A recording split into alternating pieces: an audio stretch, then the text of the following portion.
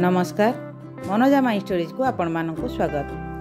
आज आसतु बनैबा कंचा आंब आचार। आंब आचार बनैबा पई मु एठी प्राय 4 किलो आंब नैछि। प्रथमे आंब को परिष्कार भावे धोई देबा। एबे ताकू एही भली भावे छोट छोट खंडरे काटि देबा।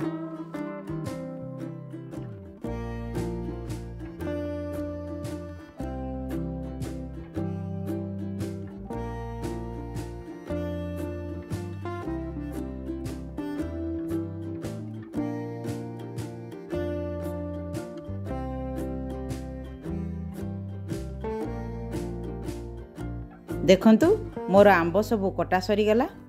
एबे सेथिरे लूण और हलदी गुंड देई भल भाबरे मिसाई देबा। तापरे एहाकु गोटे घंटा पई घोड़ेई रखि देबा। देखंतु गोटे घंटा परे आंबरे लूण पड़िथिबारु सेथिरु पानी बाहरी जाईछि और आंब मध्ये हमर कमी जाई नरम होई जाईछि। एबे आमे लूण हलदी पानी रु आंब को छाणी किछि समय रखि देबा।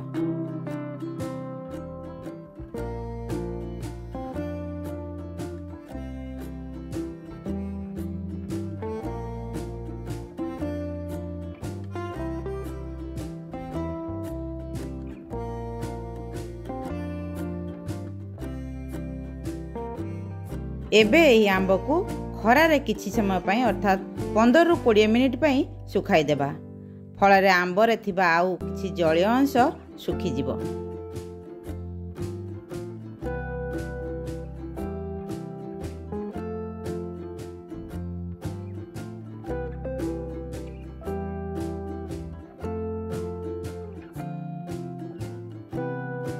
एबे एही आंबरे आमे भजा लंका गुंड, भजा जीरा गुंड,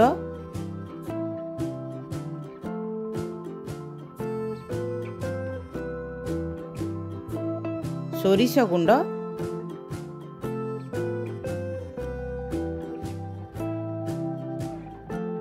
पानमधुरी गुंड, हलदी गुंड, काश्मीरी लंका गुंड, चीनी पकाई भल भाबरे ताकू मिसाई देबा।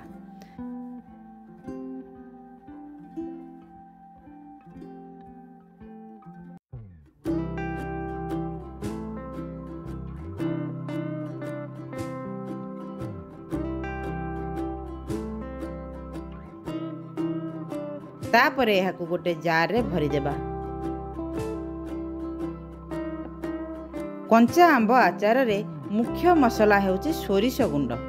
तेणु सोरिष गुंडर परिमाण अधिक रखिबा।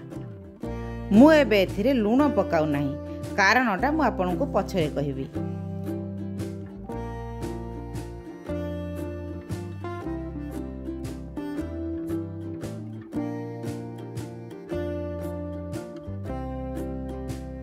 एबे एथिरे सोरिष तेल देई जार रो मुह बंद करी एहाकू गोटे दिन खरारे रखि देबा।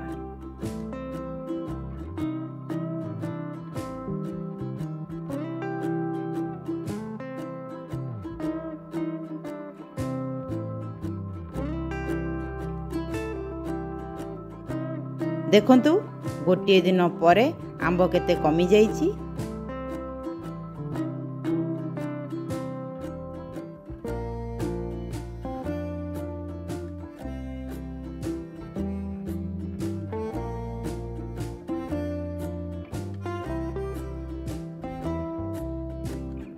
एबे आमे एथिरे लूण और कला लूण पकाई गोलाई देबा, जहा द्वारा आचार रे लूणर परिमाण हमर ठीक रही परिबो।